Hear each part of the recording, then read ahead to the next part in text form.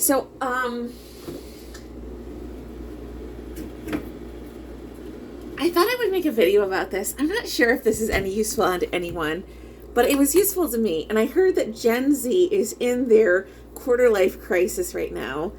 And so I thought I would talk about my quarter life crisis that happened when I was graduating college, because I graduated with a journalism degree, a BA in journalism with emphasis in news editorial. And so this is around the time in the 2010s when journalism was dying, highly competitive market. And I was like, I took a capstone course with John K. Hartman, who does not remember who I am, by the way. He has no idea who I am anymore. But he was like the best professor to have as a capstone course. Like the smartest guy you could ever have to help you navigate the, because he taught us how to, as a capstone course, he taught us how to write a resume. Like, he made us write a resume, and we did mock interviews and stuff, like, in the capstone course. If your capstone course does not talk to you about what you're doing to find a job in the real world, your university has failed you. Because if your capstone course does not talk about the real life of what are you going to do with this degree and how is it applied to the real world about finding a job, your university has failed you, first of all. Because that is the whole point of why you are going to college, is because the end result of going to college is to make money and find a job in the real world. You know, I understand that maybe you're like on the academia, like, but the whole point is that you want to make money someday. It's fun being a student or whatever, but sometimes you gotta make money. So, with my professor, he taught us, look at these ice cubes. Ooh.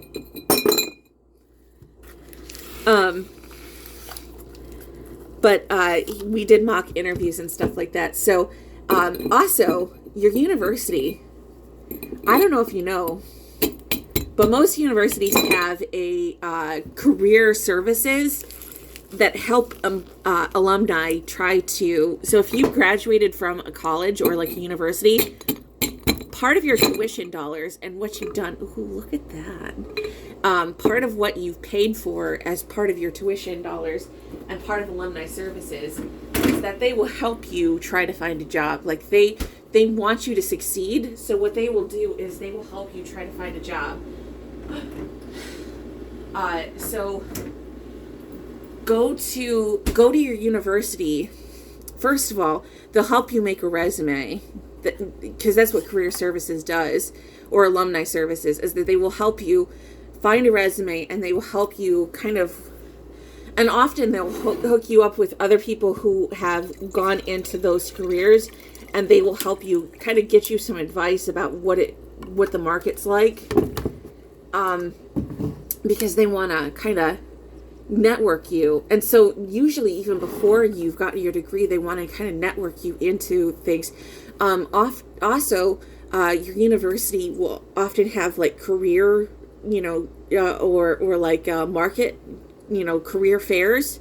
Go to those too. If you haven't graduated college yet, go to those career days with a resume in hand and kind of go around and like introduce yourself. This is something that I didn't have as a young person, like in my undergrad. But having a business card. Let me show you my business card.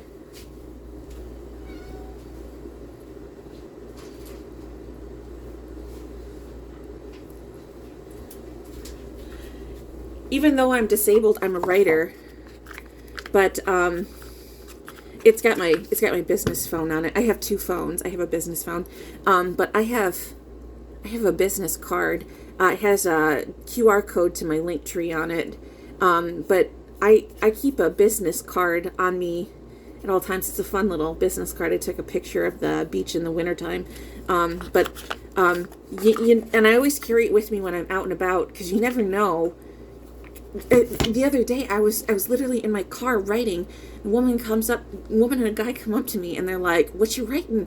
And I said, "Oh, I'm a writer." And they said, "Oh, you're a writer? So where can I find your book?" And I give them a little, business card with my link tree, and I said, the link tree has links to where you can find my book. And always, if you're a writer, if you're a musician or whatever, having business cards on you all the time, I swear to God,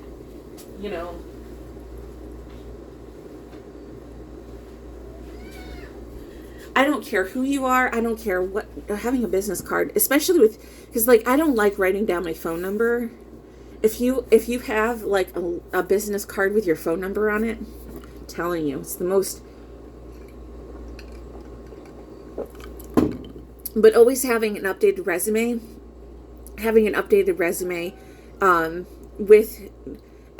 always having, because when you network, you always have the most updated contact of somebody who you can put down on your resume, on these forms, about somebody who can contact,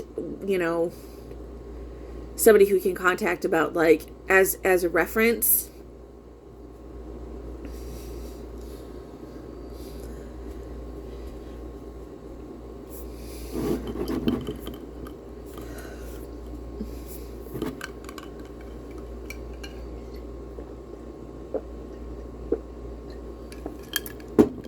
I wonder who I'd put down as my reference. Probably my friend Lisa. I feel like, Lisa, can I use you as a reference? And be like, yeah.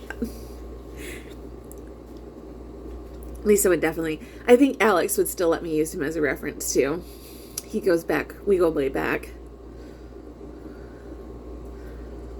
He'd be a good reference too, because he's a lawyer.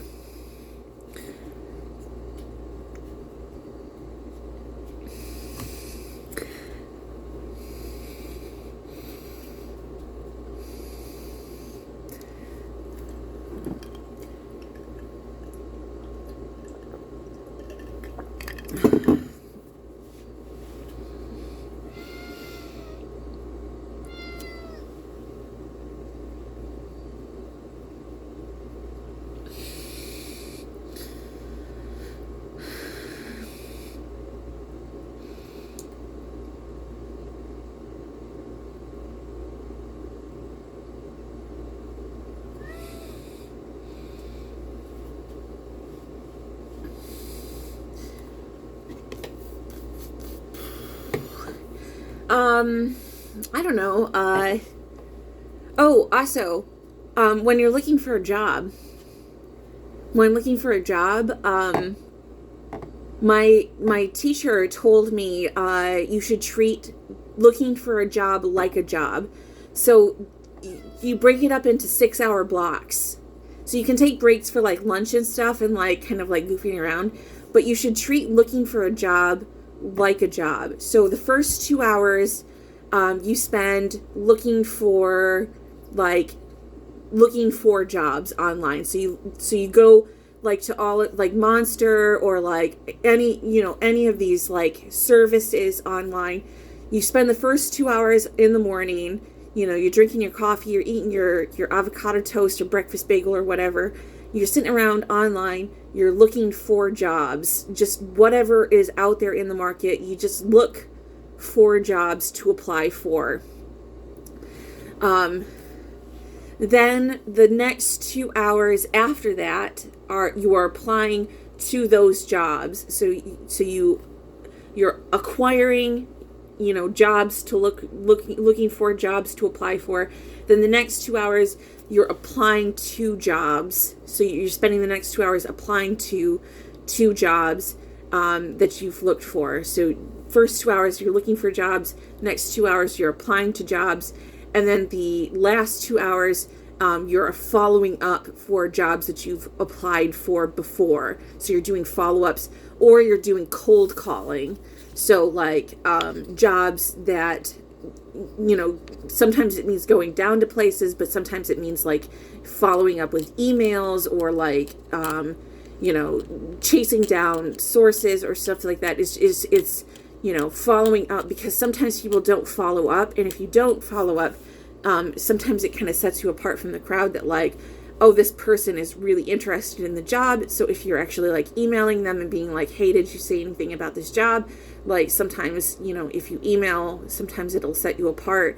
And like, but like, always tailoring when you apply to a job too, you don't want to just have like a form resume too. You kind of want to tailor your resume to each application that so the application process can be kind of lengthy because you're tailoring each resume to the job that you're applying to. So like you kind of want to like make it match and like fit to what you're, because you don't necessarily want to put certain things in that don't necessarily fit, like, because it's still being honest. So you're still being honest about what you're putting in, but it's sort of like tailoring your experience, like being more education heavy. If it's like a job that is something that seems like it requires more experience, like more like if it seems like it seems like they want you to have more like knowledge based, or like if it more experience based, you would put more like on the jobs, you know what I mean? So like just tailoring it, it just show that you're more of a go-getter. You would put like more of like clubs or like things that you're a part of, or like extracurriculars, or like like or sometimes you would put the references on the actual document,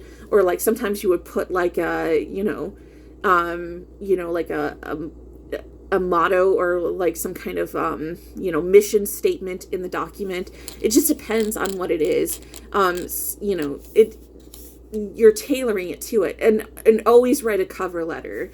Cover letters, I know that sometimes they don't read those cover letters, but it's always good to look professional at least and have a cover letter, because people read those.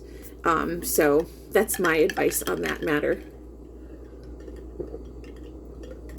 Because when you're writing a cover letter, it's sort of like an introduction to who you are.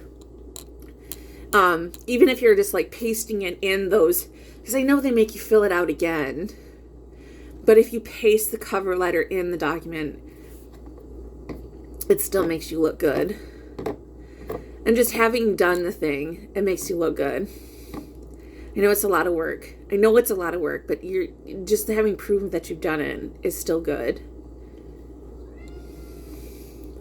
So like having a basic cover letter or having a basic resume that you put up on like Monster and stuff like that, and then looking each day for stuff.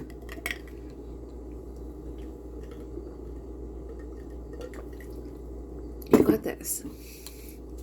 I mean, that's the advice my professor gave me, and I was able. Oh, another thing, if you're a young person, being able to move around. So like if you're able to, because if you're young and unmarried and don't have children, being able to move locations. So like if you are able to look beyond your immediate area, like if you have saved up enough money to like move like cities, or like move out of your immediate vicinity and like move to like a city or other places, that makes it a lot easier to find a job, because if you're able to move to other places, then finding a job in your field is a lot easier as well. Because if you're able to uproot yourself, then sky's the limit. Especially if you're quarter life, if you're unsettled, you can just move anywhere. When you have a family, when you have a partner and stuff, it's a little bit more difficult, but it's possible. But if you're just a young person coming out of college, you're not in a relationship, you're single, you're just trying to figure yourself out, you know, if you can save up the money and you could just move anywhere, you know.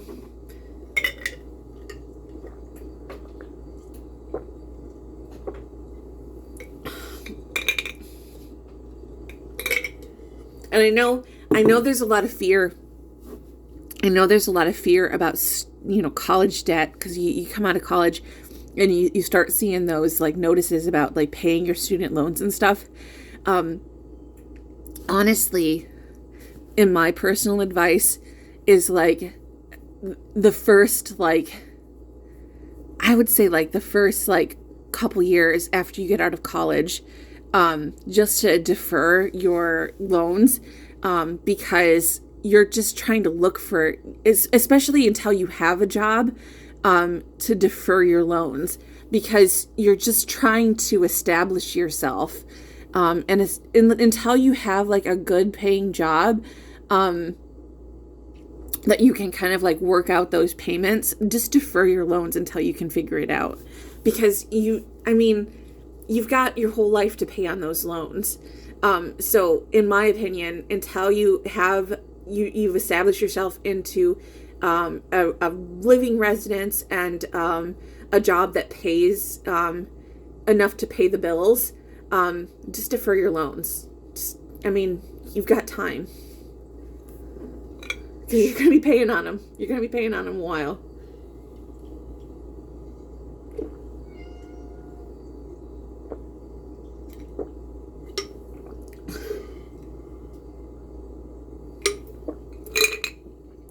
And if all else fails, you can go to grad school.